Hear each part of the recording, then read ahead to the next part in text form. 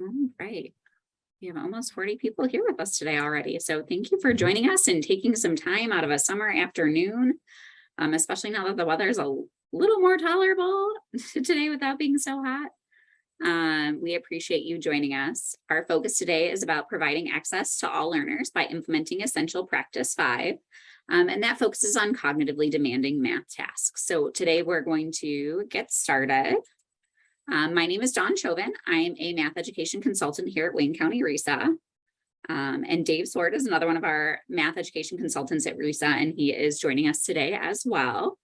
And we appreciate you being here with us. If you have not gotten a chance yet, if you click on the chat icon, you should see a sign-in link. I think I shortened the URL, so it should still be the same. If you haven't already done so, and we'll keep dropping it as new people come in, and we can add it again at the end in case you missed it.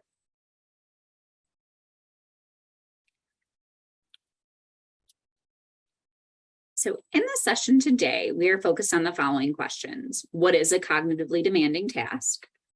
How do you select a cognitively demanding task from your resource? And how do these tasks provide access to all the learners within your classroom? And we're going to do that by taking a look at the Essential Instructional Practices in early math. They're written for pre-K3, but they are relevant beyond third grade level. They're really relevant all the way up, especially this practice about cognitively engaging math tasks. And then we're going to dive deeply into intentionally selecting and implementing the cognitively demanding math tasks from whatever your instructional resource may be. We know that different districts have different resources. And so the goal today is really being able to look at whatever you have in front of you as a teacher that your district is requiring you to use, and being able to find cognitively demanding tasks. And we'll go over a little bit of what it looks like to implement them today, but we only have an hour together, and that's not really enough time to get into all the different things that go into that. So let's get started. It might be a little hard to read on the screen, so we will be dropping a link to the Essentials document in the chat. The Essential Practices were created as a collaboration between MESA and Glenn subcommittees and the Early Math Task Force. So their goal was in creating these instructional practices and thinking about the values that children will be able to develop agency and mathematics through exposure to cognitively engaging mathematical tasks. And that will be done in language-rich environments in order to advance their understanding of mathematics in ways that are responsive to their cultural context, which is a mouthful, but we're going to kind of break it down and get into that today. As you can see in the image here, which is the front of the document, the values are on the front page because they're really foundational to all of the instructional practices, and understanding and holding these values really impacts the way that we're engaging with children around mathematics. So we're going to get started by taking a look at the values. And again, if it's too small to read on your screen, the MESA link was dropped in the chat, and that will give you access to the PDF that includes everything. And the values are on the front page. We're just looking at the ones on the front page right now. One of the quotes from the Essential Practices starts with, "Our values fundamentally shape our interactions with young children, as well as our expectations for their learning." So I'm going to give you about 2 minutes right now just to read the values. You don't need to go into the document and read them in detail on page 7. Unfortunately, we don't have enough time for that today, but just the overview statements that are on the screen of the 5 values. During this time too, if you haven't had a chance to sign in yet, I put the sign in link in the chat window as well. So when we're looking at these 5 values, the first one really focuses on children seeing themselves as knowers and doers of mathematics. The second one really focuses on the diversity within our classrooms and how that is positively impactful for our math classes. The third one really is focused on math being a broad creative discipline that's really about sense making and problem solving. The fourth one is about learning math in a variety of ways, and we're going to get into a bit of that today. And the fifth one is really focused on those authentic relationships that we build with children within our classrooms. And again, if you want to know more about the values and you have some extra time for reading after this or later this summer, they are more detailed within the document later. So I'm going to leave you with this question and ask you to reflect in the chat. If we hold these values, what will the impact be on students?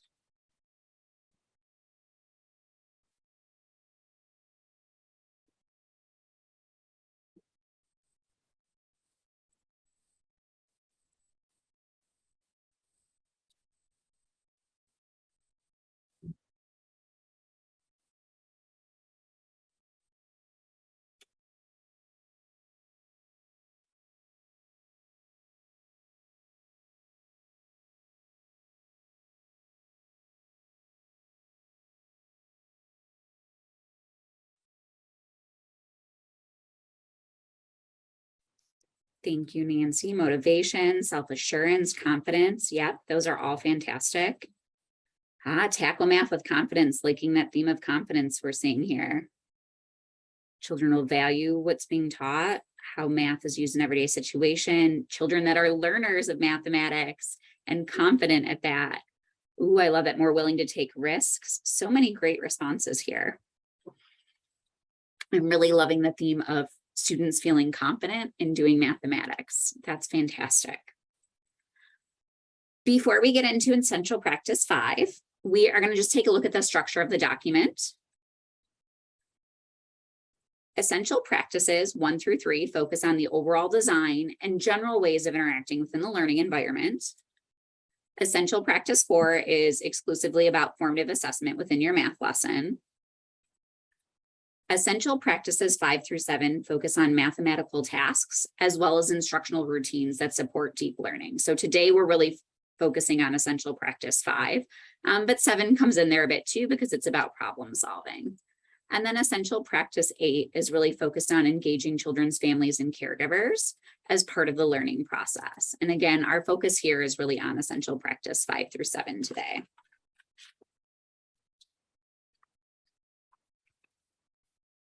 On the screen now, we have the main bullets from Essential 5, which is about intentionally selecting and implementing cognitively demanding math tasks from an instructional resource. And again, this can be done with any instructional resource. Cognitively demanding tasks are designed to hold high expectations for students. They're focused on deep learning and the big ideas within mathematics. They engage children in mathematical reasoning and sense making, and that's happening both at the independent level and collaboratively. They allow for multiple entry points.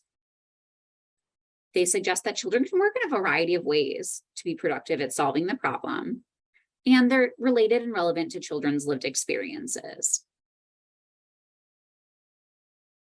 The idea of cognitively demanding math tasks is not anything new. And NCTM put out a guide about levels of demand in 2014, and we're really focused on these 2 levels of demand here that are highlighted in the blue rectangle. That's the higher levels of demand, which are procedures with connections and the doing mathematics. So I'm going to give you just a minute to read over the bullets and think about, what are you noticing here in those bullets of things that are of higher demands?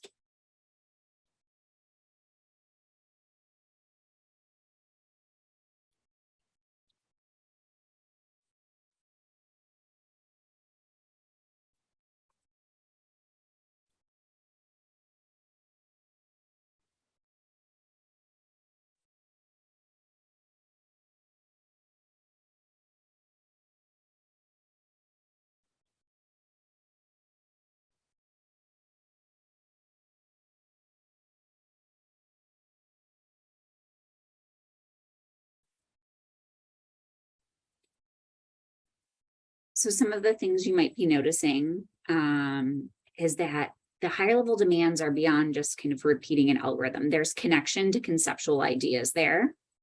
There's representations in different ways. These students are really doing the thinking. They're thinking about their own thinking. There's metacognition in there. They're exploring and understanding mathematics in the ways that they're solving problems. And there's a cognitive effort on the student's end. So one of the books that I've been reading lately is called Building a Thinking Classroom in Mathematics. And this is a quote from it. Thinking is a necessary precursor to learning. And if the students aren't thinking, they're not learning. And so as we're focusing on cognitively demanding tasks today, one of the ways to reflect on tasks is to think about, are the students the ones doing the thinking? And that's usually a good sign that you're headed in the right direction. So we're going to shift now to an activity where we're going to go into random breakout rooms. And we're going to take a look at a document here. There's going to be a link and it's going to open up like this for you that we'll drop in the chat. And it's going to ask you to make a copy. That is intentional because we want you to have space for you to write and be able to take it yourself. You're going to be in groups of 3 to 4, and you're going to open up this document here. We have 3 different sets of tasks. We have a pair from kindergarten, a pair from 2nd grade, and a pair from 3rd grade. And we're going to ask you in your group to read 2 tasks from one of the grade levels and choose which one you think is more cognitively demanding, and then give us some reasoning why you feel that task would be more cognitively demanding. We're going to have about 7 minutes in breakout rooms. So if you have time to get through more than one grade level set of tasks, that's fantastic. We are going to get a chance to talk about all of them after together. So what questions do you have? In a moment, the breakout room thing should pop up. We'll make sure you've got the link to the document in the chat first before we open up the breakout rooms. And then it should be set up in such a way that somebody in your breakout room, if they would like to, can share their screen. So that's an option if you want to talk about it that way as well, but everybody should have their own copy that they can open. Looks like we have everyone back now, Dawn. All right, wonderful. Well, thank you so much for participating in that activity. We are going to take a minute now to kind of go through the examples. So if you didn't get a chance to look at all 3, we'll still get a chance to talk about them. And so if you were in a group that was able to talk about the kindergarten task, if you would like to, please type in the chat which you chose, task 1 or task 2.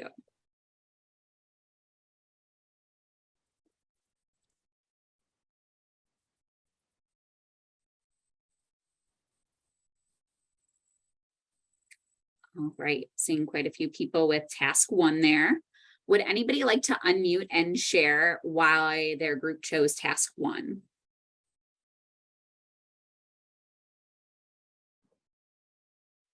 Task 1, the children are involved. They have to be involved in the process, not just repeating what the teacher said. So there's involvement, and then they have to draw a picture. Now, what kind of picture will they draw? That will be their strategy for how they want to show how many cubes are in the cup. So it's giving them some voice and opportunity to use their own thinking. And they can have different amounts in the cup. You're right. Yeah, excellent.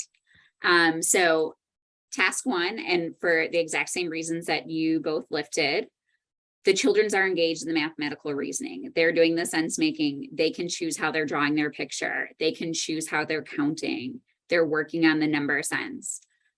It's an open-ended question. They have that choice there. And you as a teacher can kind of scaffold it to match the kids' cognitive effort if you know what they're able to count up to and where their challenge level is. And the students are the ones doing the thinking. All right, let's take a look now at the 2nd grade example. So if you had a chance to talk about the 2nd grade example, please type in the chat which task you picked.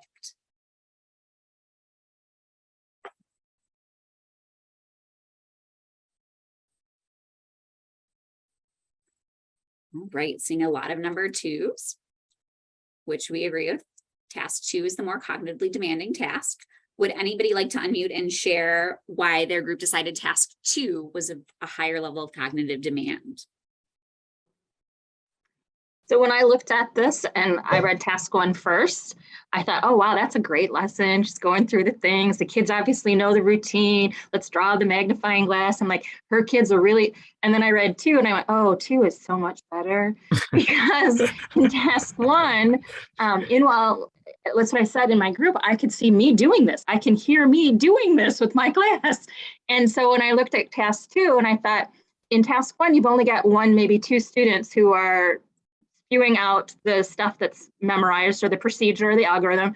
But in task 2, different students are giving different ideas And the teacher, I love the power of what else. And so when she then says, what else? And then they keep coming up with more stuff. And I find that kids really like to come up with, like, they really want to be the person who says something new and different. So 2 is much more dynamic. It involves many more students, a lot more discussion. Yes, I'm so glad you recognized that. Task 1, when you first look at it, you're thinking, okay, here they're like walking through the steps. They know what they're doing. There's like student input, but then you read task 2. And when you look at what the teacher's asking, so what are some of the ways you could solve this problem? What else? Okay, find the way that makes sense to you. Task 2 is a higher level of cognitive demand for the exact reasons you guys said. It asks an open-ended question because the teacher's really asking, what are the ways you can solve this problem? Choose the one that makes sense to you. It's supporting students in making connections among strategies and representations. They're seeing that it's valid to draw a picture, to use a number line to count up, to use place value blocks, or to take away the 10s and 1s. It allows for multiple entry points. You're going to have your students that really need the concrete manipulatives, and they still have access to this task because they could choose to solve it that way. And it establishes a goal that's really focused on their understanding of what they're doing when they're subtracting. You've got students here, if you're using a number line to count up, that's making that connection between addition and subtraction. There's a lot of different connections that can be made by structuring a task like it is in task 2. Okay. There's some additional comments to in the yeah. chat window. So, Application of prior skills, counting Yeah. forwards or backwards from one number, understanding a number sentence takes prior skills. Yeah, it definitely does.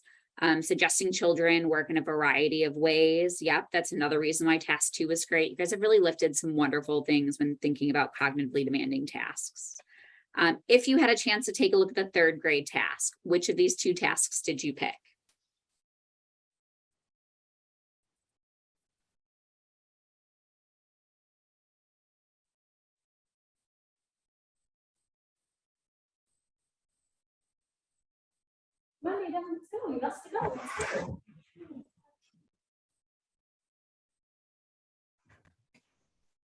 Definitely 3. Task 1. Task 1. Would anybody like to share why they chose task 1 as the task that's more cognitively demanding for students?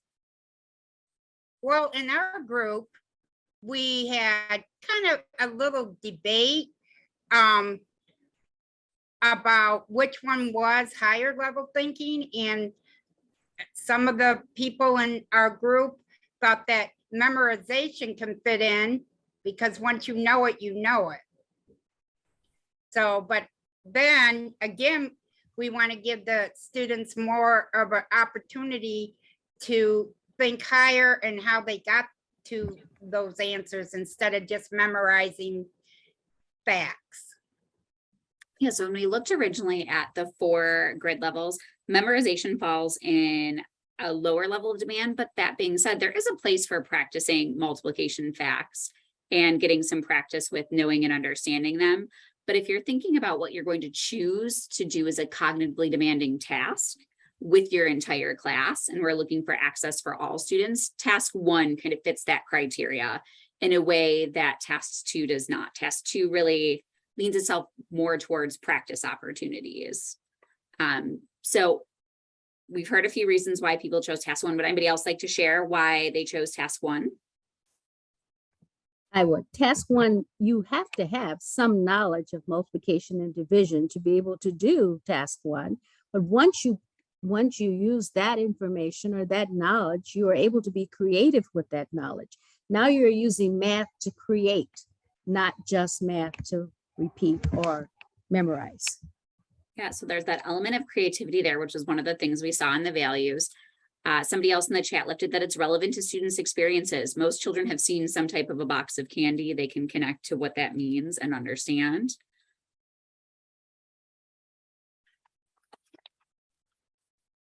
Yeah, students have to be able to read and understand what the problem's asking.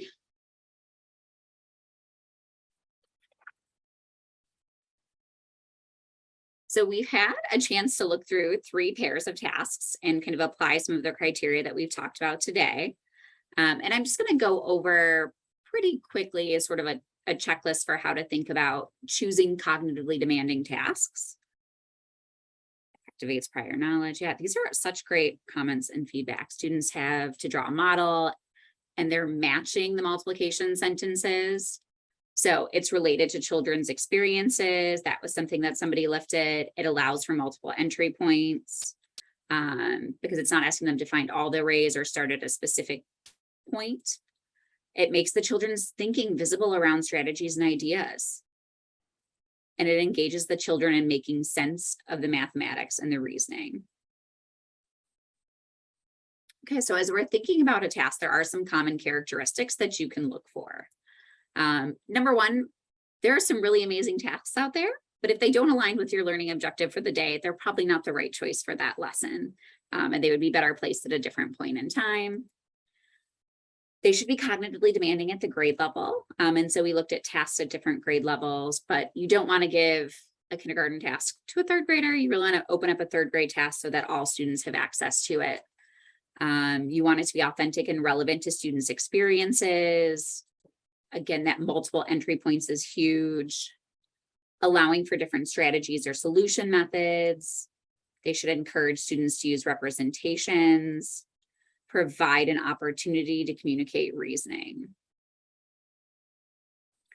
And so we're going to just take a look at one type of curriculum. And I know that not everybody uses this. This is one of the more widely used resources in Wayne County, but the same steps can kind of be applied to any curriculum that your district uses. In this case, we're looking at everyday math. And although this is a picture of the student math journal, you'd be looking in your teacher guide first and kind of opening up to an upcoming lesson. You're going to look for the learning objective or the goal of the lesson. Everyday math usually has it in the overview. And in this case, it's children solve arrays and play array bingo. So the focus of this lesson is really around arrays and constructing arrays. Everyday math has a feature that's often the math message is a problem solving connection. Other curriculums have different areas where they focus on problem solving. And that's usually a good spot to start. In this case, the math message lent itself well to being adapted to be a cognitively demanding math task. So as it's written, it says there are 24 trombone players in a big parade. Find at least 3 different ways the players could arrange themselves into an array to march. And shade or draw X's on squares on your grid paper to record each array. With just a couple changes, we were able to make the task ever so slightly more open-ended for students. And in this case, what are all the different ways you can arrange 24 trombone players into equal rows in a parade? And so now students who might be overwhelmed by needing to find 3 or more ways are more likely to engage in starting the process. If they are a student who needs a concrete manipulative, they're not struggling to figure out how to shade or draw the X's. There's different ways that they can represent it. You might have kids that are going to jump right into writing multiplication expressions. You might have kids that are drawing the arrays and modeling. And we're going to take a look at this lesson in practice in just a moment. So far in our short time together, we've gone over very quickly how you could potentially choose a cognitively demanding task and talked about some criteria for it. We're going to shift now towards that second part of Essential Practice 5, which is implementing cognitively demanding tasks. And I know we have a short time together. We're not going to be able to see all parts of it or get into complete detail around it, but we want to give you a little exposure to what it might look like in a classroom. So RISA has created a research-backed vision of an instructional framework for mathematics. And today we're really focusing on the math tasks that promote reasoning, and that's essential practice number 5. And so math tasks, when you're implementing them, are kind of broken into 3 parts.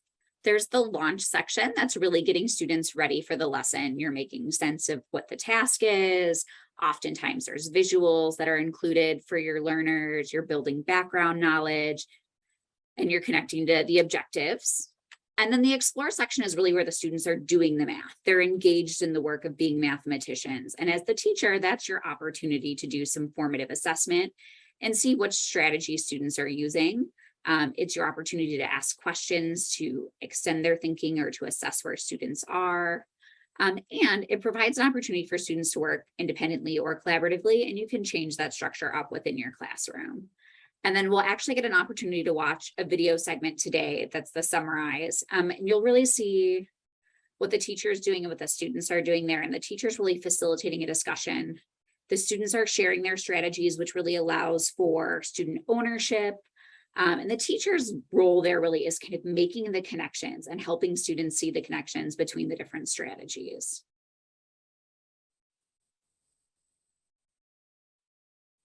So we're going to take a look at some videos, but before we do that, I want to talk about just some norms here as we take a look at a text, a video. We're going to assume that there's many things you don't know about the students, the classroom, and the shared history of the teacher and the students on the video. We're going to assume good intent and expertise on the part of the teacher. And today our focus is really on what's the teacher doing? What are the students doing? And how is that connected back to Essential Practice 5, which is cognitively engaging math tasks. And so this is a video from Wayne County. And we're only going to watch the video for the summarize portion. We're just going to take a look at some picture evidence for the launch and the explore, because we unfortunately don't have a ton of time today. Yes, we can send you a copy of the framework if you would like. If you remind me at the end and send me your email, I can definitely make sure we get that to you. And we're going to actually see it again and connect it to some of our other professional offerings towards the end of the presentation. In the launch section here, that's where the teacher is getting the students ready to engage in the math task. You can see the problem here. It's that same 24 trombone player problem. And they've added a line about record different ways and explain. So that's getting the students ready to think about justifying their thinking. You see some sentence stems here that are to help explain. This classroom in particular has a lot of English language learners. So that's a SIOP strategy integrated in, but is also a great thing to include regardless of if your students are multilingual learners, and some vocabulary there. The teacher also, although we don't see it here, showed a video of a parade. And this is a community where there are a few parades a year. So some of the students are very familiar with the concept of a parade. During the explore section, the students are working with materials to help solve the problem in whatever way worked for them. And so you see a few different examples here, and you see a lot of different resources. The students don't all need to have the exact same manipulative. What was really important here and what really allowed all of the students to access the task is that they each had at least 24 of the materials that they could use to count and make the arrays and make the arrangements. You really want to, whenever possible, make sure that each student has the amount that they need. And it doesn't have to be fancy math manipulatives. If you do not have a school budget and you want to use something like beans or pasta or whatever you've got around, that works just fine. It does not have to be counting bears or chips or Unifix cubes, just so long as each student has something that they can use to access the task. And in this case, you see the teacher going around, she's asking questions of the students are explaining their thinking, and she's getting an idea of where the students in her classroom are at with solving this problem. We're going to switch over to the summarize video. Ooh, but let me make sure I have my screen shared the correct way. Sorry, I'm going to stop sharing my screen for a minute and make sure I've shared it where it optimizes for video and sound. So we're going to take a look at the summarize video here. It is about 6 minutes long. And it jumps from piece to piece because it's edited in such a way where you're seeing clips of it. It is not the entire summarize section of the lesson.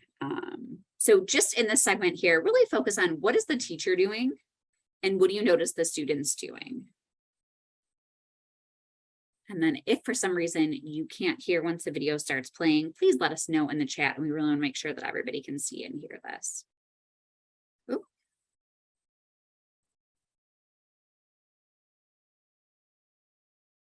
3. So she had 8 rows Sounded of. good. So say it with me. 8 rows of 3. Put it on your shirt. Guess what? There's still more ways. Can you believe that? There's still more ways. We have more ways. All right, Saeed. Where's Saeed sitting? It's right there. All right, Saeed. How many rows did you draw? About 24. Whoa! He drew 24 rows. And how many dots in one row? 1. 1. So this is Saeed's method. So he drew 24 rows with 1 dot in each row.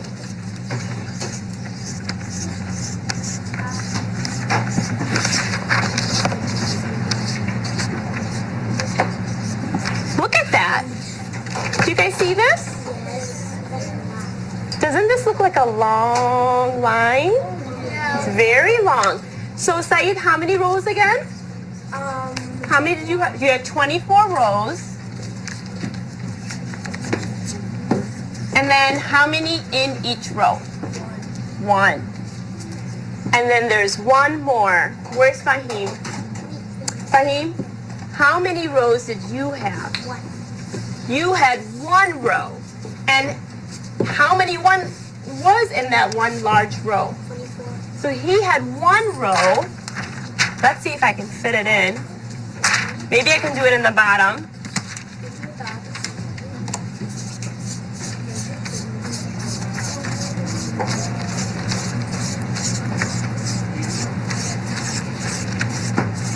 I can. So Fahim had 1 row.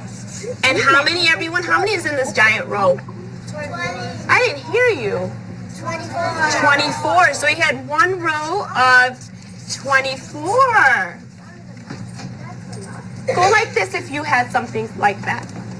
Now, let's look at this, everyone. Let's look at the chart paper. Scott partnered you guys up. So this is what you're going to do. Mrs. Scott, can you volunteer and come be my partner? So you don't need your pencils. You don't need your papers. When I say go to your partner, you're going to stand up and find your partner. So if she's my partner, I'm going to find my partner. And then we're going to go back to back. And we're going to think about the patterns that we notice. Then, when I tell you to turn, we're going to turn to each other. And then I'm going to say a pattern that I noticed. And then Miss Scott's going to say a pattern that she noticed by looking at those drawings. How are they the same? I noticed that they're all equal and they have rows and columns. So maybe every one of it has columns and rows. So Which one are the same?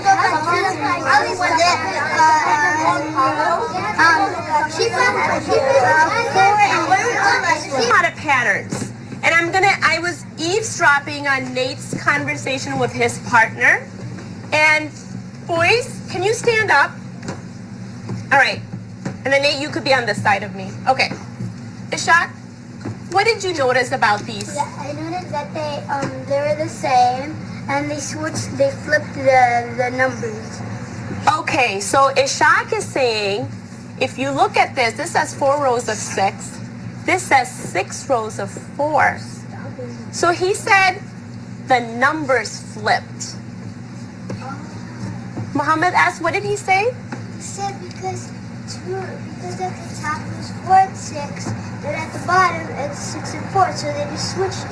So the numbers flipped. And I liked how Nate described it. Nate, can you come back? What did Nate know? Doesn't this look like a rectangle? Yeah. So what did you notice, Nate, about this rectangle? I noticed it got flipped like onto the opposite. Okay, so can you stand over here, Nate? So who can repeat what he said about this rectangle? This is like a rectangle. What did he say happened with the rectangle? What happened? What did he say, Saeed? The one where it has 4 of 6 rows is like rows. Uh-huh. But when it has 6 of 4 rows, it's like columns. Yeah. This pattern is going to work for all of them. So let's look at the blue shapes. Do you see this rectangle right here? Raneem, does this rectangle flip? Yes. Do you? Because I know they're both 12. And then if I add them together, they make 24.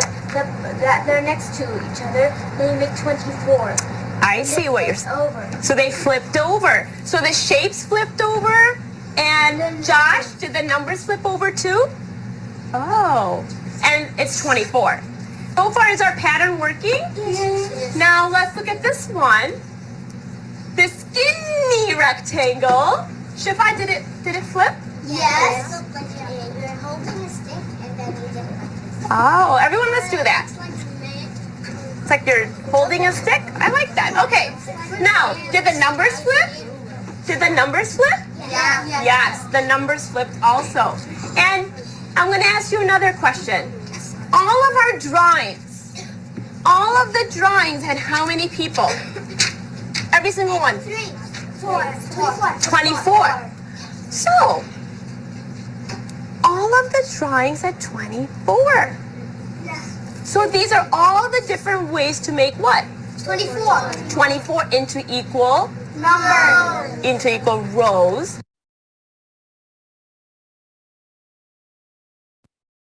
Sorry, let me just get this back down. 3. We had 8 rows of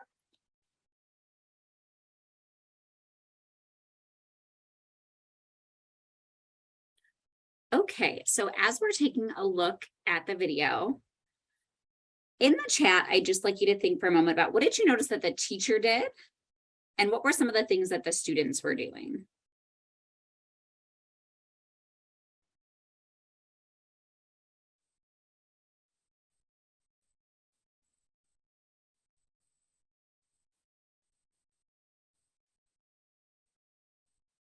She asked a lot of questions to get the students thinking, yeah.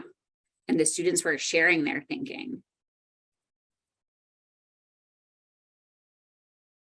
The teacher was providing mathematical language, connecting it to the representations. There was partner talk going on. The students were the ones describing their work. There was that talk move of asking students to repeat what another student said to engage them in the conversation, encouraged repetition of thoughts. She was engaging the students. Yeah, she allowed the students time to manipulate the objects and gave them open-ended questions for them to respond to. These are such great comments and observations.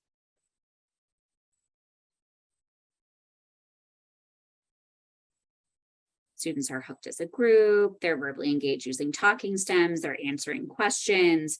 The representations are on chart paper so the students could see and make the connection.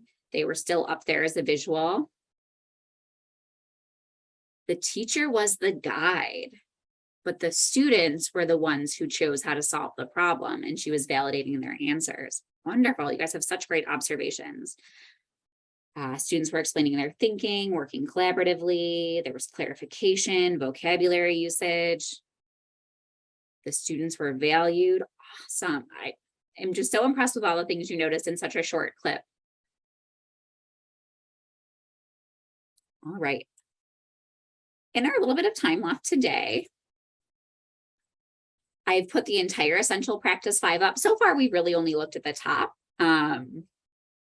We just talked about what the students were doing, what the teacher was doing. So we've kind of already answered this first question. But as you're looking more carefully at these bullets, I'm going to give you about a minute to read the black bullets down here.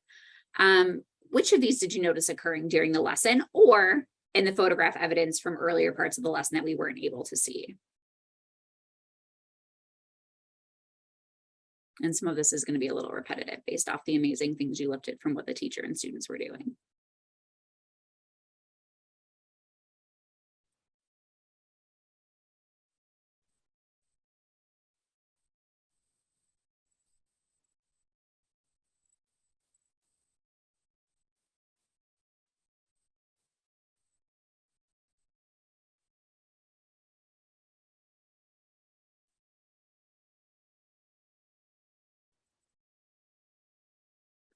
Supporting students and making the connections, yeah.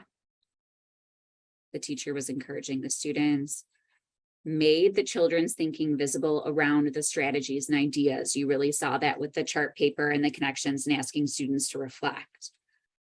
Visual representations.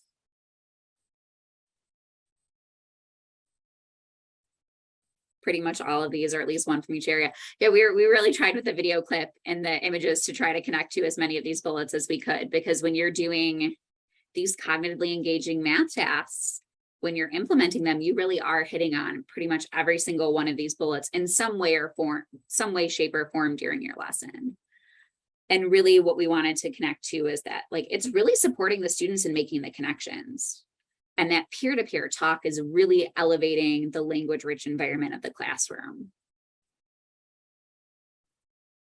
Now I want to shift our thinking just a little bit, although you have kind of already connected to this in some ways. So when thinking about the choices that the teacher made in this lesson, how was it providing access to all of the learners in the classroom?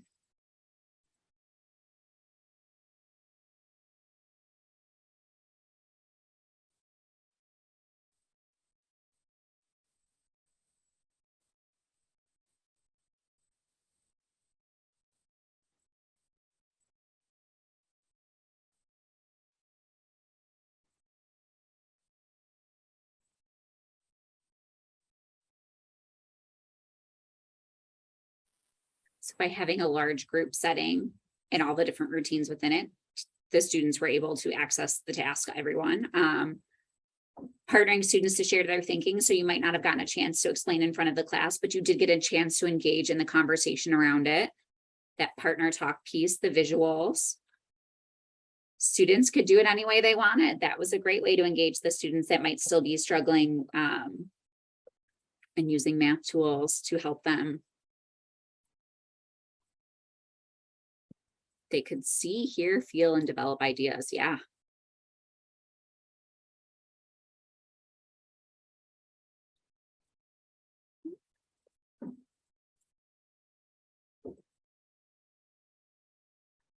Total participation by working with partners. There was no sense of judgment coming from the teacher. You didn't really get an impression, I hope, that she was looking for one specific answer.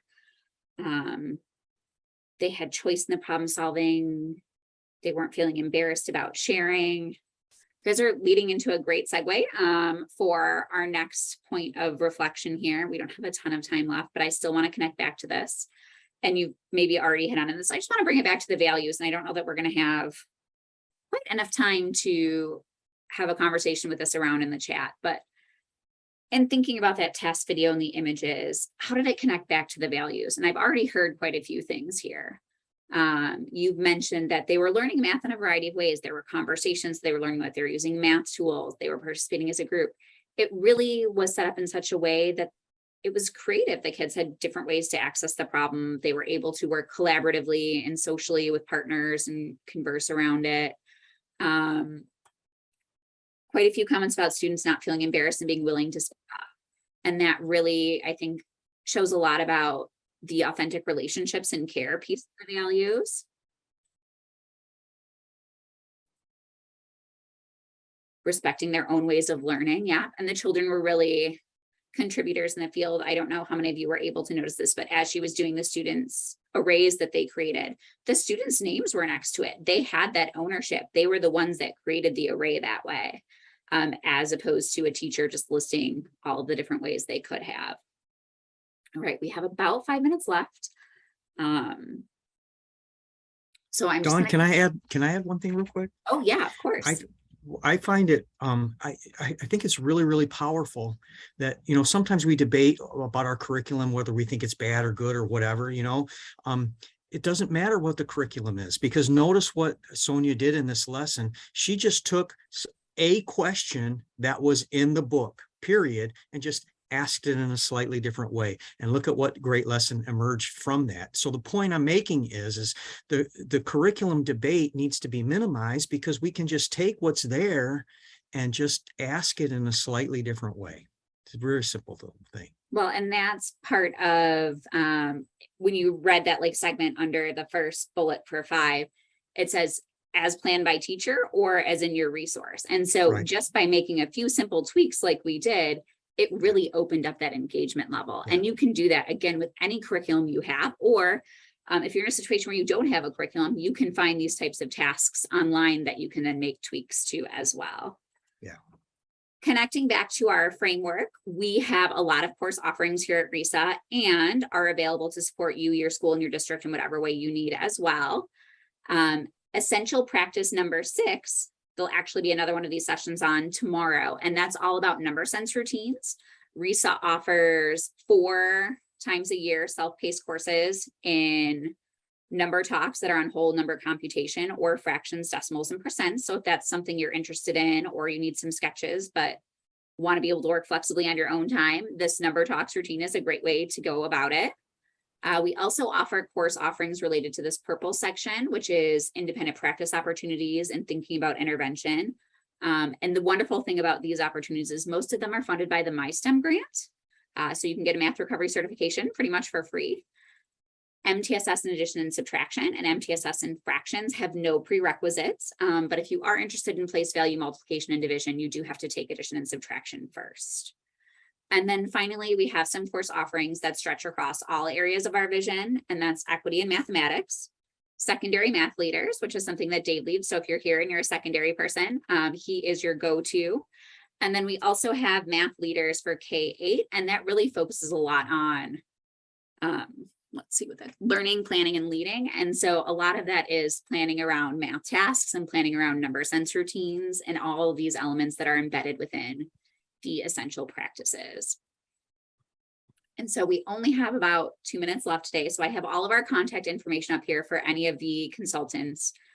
I know we went very, very quickly today through how to select a task and how to implement it. And Sonia, who you saw in the video, is one of our elementary math consultants, made it look very easy, and it takes a lot of time and practice. But what we're hoping from today is that you come away with an ability to look at whatever your curriculum is and think about selecting a task, and then have an idea about what it might look like to implement the task. Because it's not just picking a task, that's one part of it. It's how you make it happen in your classroom, because you can have a really rich, engaging problem, but if you go up to the board and show students how to do it step by step, then you're losing that opportunity for engagement.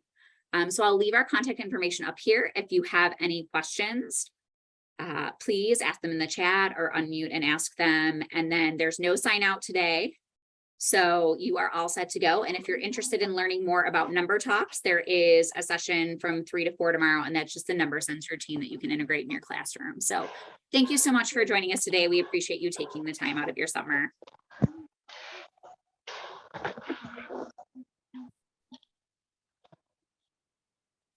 Oh, yep. Dave, do you have the sign-in copied where you can drop it? Somebody was just asking. Oh, yeah. for that. Sign in. Yep. Let me get it real quick. See. Glad you enjoyed it. Thank you for joining, and thank you for participating and sharing all your wonderful observations. Again, you have all of our contact information up here. So if you are interested in us like sending you the framework, or you have other questions and need to get moving today, please feel free to send any of us an email.